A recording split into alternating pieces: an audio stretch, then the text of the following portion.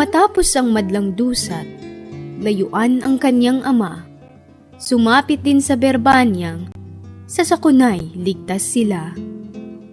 Ako ngayon ay haharap sa ama kong nililiyag, upang kanyang matalastas ang sa atin ay marapat.